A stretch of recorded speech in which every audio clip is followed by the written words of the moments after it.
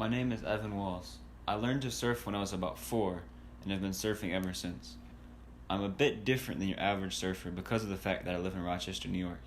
There's no ocean within 5.5 hours of where I live. I'm part of a small community of people that surf the Great Lakes. I learned to surf on Lake Ontario.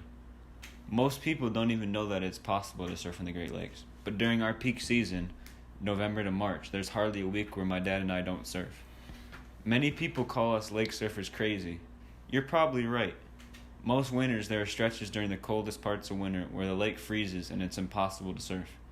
There are times when the water gets slushy, there's ice boulders in the water, and one of our friends, Trevor Kramer, says it perfectly. What does it take to go in, to surfing, knowing that it's 30 degrees out and freezing? Being stupid?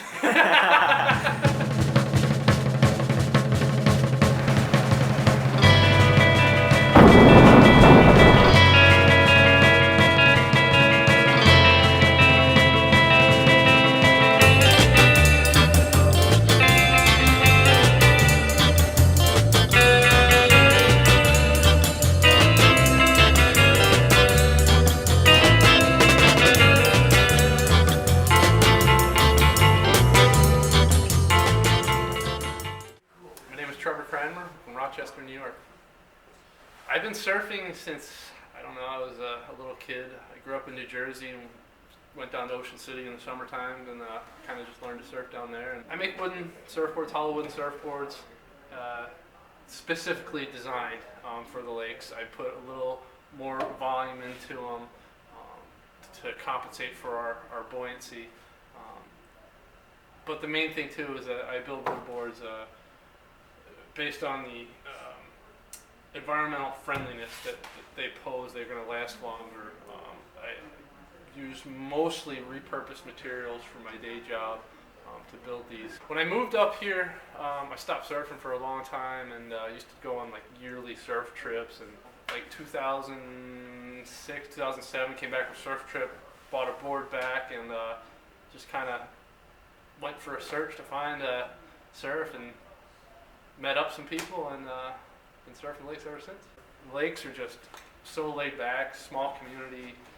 You're out there on a good day surfing with 4 people, and it's awesome. Everybody knows everybody.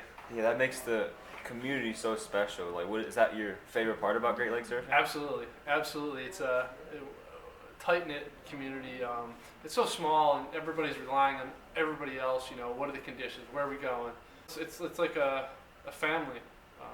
The rules is that drop whatever you're doing and head for the waves. We have such a short window of opportunity for when the waves are good that it's good to get in that mindset that the surfing is important. It's humbling to put yourself to that test of dealing with an environment that is so much stronger than other people have to deal with to do what they love, and it just takes one to have fun, really, what it comes down to. Yeah. My dad, James Walls, has much experience in knowing when and where to surf on Lake Ontario. He can also tell us more about what Trevor mentioned as far as having a small window of opportunity to surf. The waves on the lake are wind swell, and that we are closer to where the wind is being generated. This generally is not a great situation because the closer you are to the wind, the shorter the period of the wave. It's a little bit messier. If we have a wind direction of northeast, which means the wind is coming from the northeast and blowing towards the southwest, that's a favorable direction. Where we live in Rochester, the Lake Ontario, the shoreline dips down to the south. That's where the Irondequoit Bay is. And also waves from the northwest can be another favorable direction. The reason this is that there's a longer distance for the wind to travel, which is fetch.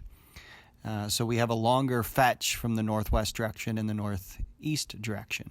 And then there's the duration of how long the wind's been blowing. So we need wind to blow in the same direction for a long period of time. So if the wind's blowing for 3 or 4 hours from the northwest, or if it's blowing from the northeast for 3 or 4 hours, we're going to have decent waves to ride somewhere along the south shore of Lake Ontario. And if the water temperature is close to the air temperature, that helps even more. Recently, the water level on Lake Ontario has greatly affected the waves. So waves break in shallow water. That's what makes waves. Waves come from deeper water, hit shallow water, and fold over. And that's what we ride. As of late, Lake Ontario has been quite high, which impacts where we can surf. The warmer months, we even have buoys in Lake Ontario that we can get our data from. Wind speed, wind direction, etc.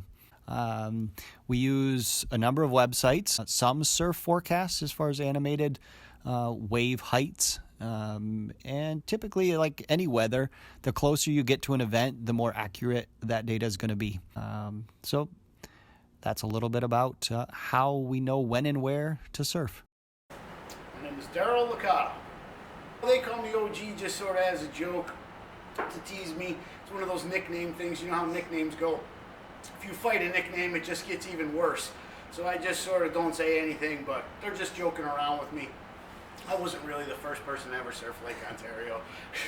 I've been surfing, I don't know, 35 years probably. I would say I started in the ocean in Florida. Now, I'd say in the lake, I surfed since probably about 1987. How does Lake Ontario compare to other places that you surfed? It all depends on the day. Some days it can be just as good or even better than the oceans, but most days it's not as good. It's a small body of water, so it doesn't have a lot of fetch to make good quality waves. So most days you're surfing on an inferior wave to the ocean, but it's still a lot of fun. Well, the lake can't get too big. When it gets too big, it gets a little unmanageable and non-surfable. So I'd say anything over 10 feet, really, you're going to have a lot of trouble finding a wave that's friendly to surf on. It's mostly going to be garbage for the most part. So what makes the community of Great Lake surfers in Rochester so special? Well, what makes it so special is there's not that many of us. And the conditions are so terrible, it's always great to surf with somebody. So as opposed to the ocean where you're usually trying to find a little spot to yourself, in the lakes, you're usually dying to have a buddy out there with you, just to make things safe, and really there just isn't many of us. So what's great about the lakes is that we're all really friendly with each other and we like each other, as opposed to the ocean where things can get a little bit more competitive. Has this community like that we have here, has it changed a lot over time? I would say so. I think the internet definitely changed it. I think there was a big difference from surfing in general, not even just the lakes, but just surfing was a different sport before the internet than after the internet. Oh, it's a bit of a sacrifice. You really have to be, if it's something you want to do a lot and really chase the good waves, you really have to dedicate a lot of time and effort and money into it. I mean, you just have to have the right equipment. If you don't have the right equipment, you're definitely going to die. But I mean, it's brutal. It's terribly cold. It's not that much fun because of the fact that you're so frozen. But I mean, it is what it is. If you want to surf in the Great Lakes, you have to surf in cold weather. Yeah. It's really your only option. Yeah, it's what so you just sort of deal with it. It's you work through it and you find a way to have fun, even though it is not like, surfing USA Beach Boys style, where you're out in the sun in a pair of surf trunks, enjoying nice warm water. It's very different.